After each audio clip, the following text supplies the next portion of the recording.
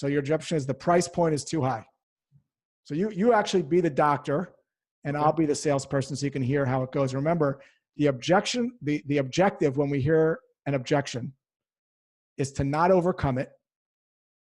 It's to understand it so we can get to the truth, which is, are they just brushing us off, which is a natural reaction to have to salespeople because we have a bad reputation because of the telemarketers and shady salespeople they may have bumped into the past. So we'll just say things just to move away. It's just a natural reaction. It's perfectly reasonable and we should expect it.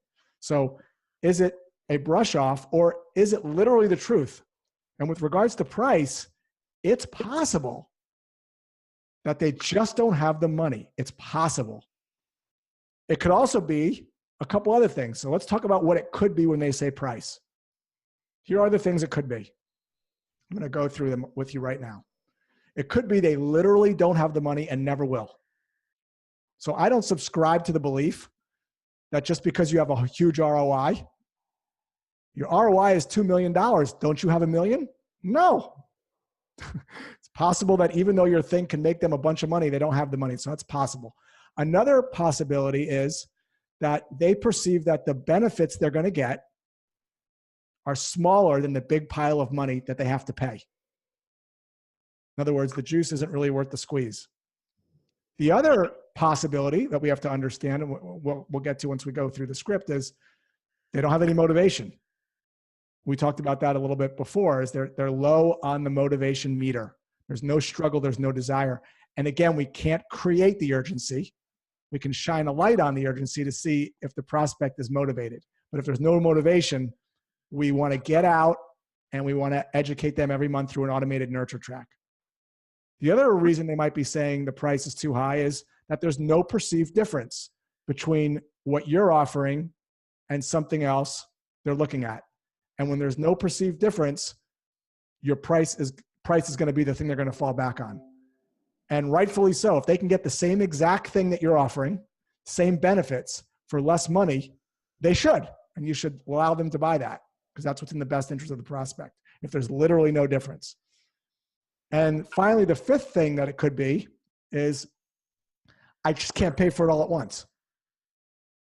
Right? So it's expensive, but I could maybe pay for it if I broke it up. So what we need is an approach and some phraseology that's going to allow us to get to which one of those 5 things is it. So let's role play it. You're going to say your price is too high. Go ahead. Yeah, I'm sorry. Your price is just too high right now. Do you have a Groupon? No. You don't have a Groupon. That's okay. You know, our price can be perceived as being very high at first. Let's put price aside for a second, assuming that it was in your budget, in your comfort zone with regards to price. Would this be something you'd want to move forward with this week? I have to check with my manager and all that to kind of, And out of role play. And that is exactly why this technique is so powerful. That question is the isolation question. So now we know this has absolutely nothing to do with price. And so we can now go down the path of, I need to check with my boss, which is another objection path we could talk about, but it has another set of logic flows. No, this is great. I mean, look, I don't have a problem, purchasing. Do you have an objection type of coaching series that I can go through and start practicing these logic flows? I do. So if you go on my website, salesdna.co, you'll see a products page, and then there's a course and a book. It's all bundled together. It's called Know Your Lines, and it goes through all this stuff. It's only $49. It's a steal. I wish I had it when I was coming up. It's videos of my voice, the tonality, how I do it, and that's going to be super helpful for you.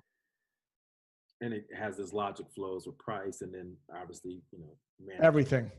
Perfect. Everything. Now, one thing about the book that's important and the course is I'm not recommending that you actually use my exact words. Of course. You get the idea and you kind of make it your own. And you highly recommend practicing it, right? So it flows off the tongue. Well, if you want to get good at anything, what do you have to do? Practice. So in my workshops, we did this at the workshop. I hold up math multiplication cards, 6 times 5, everyone blurts out 30. 5 times 5, 25. Send me some information. And everyone's deer in the headlights. Why? You know it's coming. There's only 10 or 12 objections that people are going to say all the time. That's it, 10 or 12. So if you wanted to perform on a stage, you memorize your lines. That's why the book is called Know Your Lines. There's no reason why you shouldn't know they're coming and be prepared. And when you're prepared, you're more calm. And when you're more calm, you're more confident. And when you're more confident, prospects want more of you because they don't want to be around the person that they don't think is the person that can take them to a better tomorrow. If you're calm, cool, and collected, and you show that you have expertise, people will want to be around you. If you're meek and shy and you get off balance and you're defensive and rattled and you're stuttering and you're using and ah, people will want less of you. And the only way to get that is to learn the ideas and know your lines, make it yourself. I would take a notepad and write it out, burn it in, and just practice it like you would your multiplication tables so that you can become. The reason I'm able to do it is because I've been doing it for so long.